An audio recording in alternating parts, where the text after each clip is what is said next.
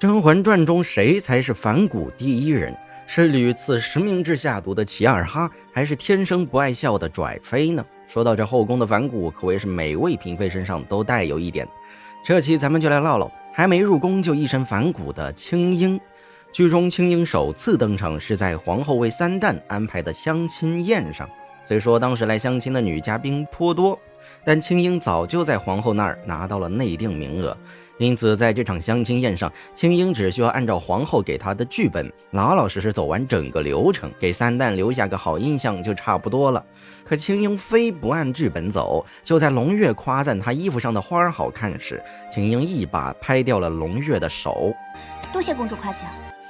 不对呀，先不说青樱作为大家闺秀不应该如此不懂礼数，就说青樱此番前来是为了福晋之位，在入宫前她多多少少也该打听过宫中的大致情况，为何还会做出这样的举动呢？难道说青樱知道皇后和甄嬛不和，这才不给胧月好脸色？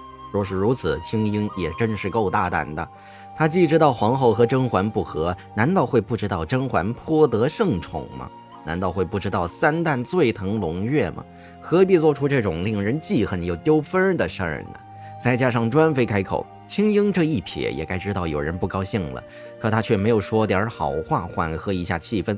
而且在皇后使眼色让她去和三旦进行深入接触的时候，三旦已经明确表明了自己并不喜欢吃姜香梅子，平时吃也不过是不想忤逆皇后罢了。不成想青樱却说，皇后是为了阿哥的身体着想，阿哥应听从皇后之意。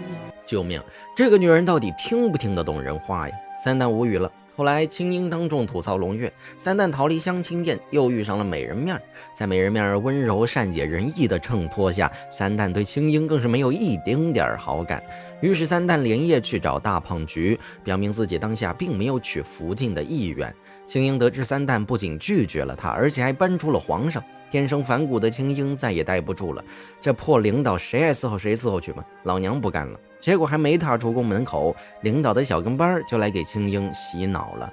格格虽然一时不能成为福晋，可是娘娘的话在理儿啊，不如先不顾及名分，就以侍妾的身份在三阿哥身边伺候，到时也可以升为福晋啊。听听这话哄谁呢？简秋这话说的通俗点就是，虽然你现在不能成为正式员工，但领导的饼大呀，不如你就先干着兼职，等公司上市了，再让领导给你转正升职加薪。姑母当年再不济也是个侧福晋，如今我倒只能当个没名没分的侍妾了，姑母当真是心疼我。青樱这话就差直说，你这饼画的真是离谱。姑母当年再不济也是个实习生，如今却要我去干兼职，而且还是去干没有任何保障的兼职，当我是傻子吗？格格不要看一时的长短，忍辱负重吧。忍？简秋姑姑，我看你是糊涂了吧？难道你没有听说过退一步子宫肌瘤，忍一时乳腺增生，还忍辱负重？这重谁爱负谁负去吧。难道我受的屈辱还不够大吗？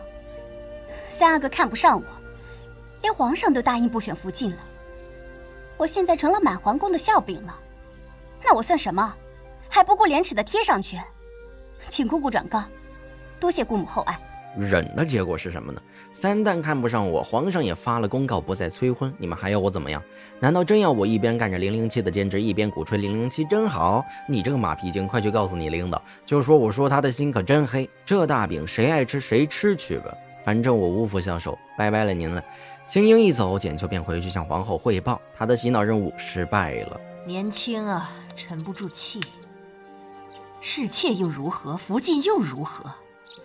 等到三阿哥继承了皇位，本宫就是皇太后，要皇帝立谁做皇后，谁就是皇后。还真是一个一个儿梦飞出了天窗，皇后头疼多了，脑子也不好使了。什么钱少事儿多又怎么样？什么等我们公司上市了？什么我想给谁升职加薪就升职加薪，真是痴人说梦。皇后作为大家族的子女，在那个嫡庶尊卑的朝代，庶出的身份一直是皇后的心中刺。她不会不知道庶出有多卑微，就更不会不知道侍妾就如同下人一般。一旦青樱入府成为了三旦的侍妾，那才是真正的再无可能。青樱头也不回的走了，那才是明智之举。综上可见，青樱一身反骨，怪不得后期的青樱敢怒对扎龙，甚至断发修肤。皇上与臣妾曾经结发为夫妻，如今臣妾断发为妻。给去了的青樱和狐狸。不得不说，青樱实在是太酷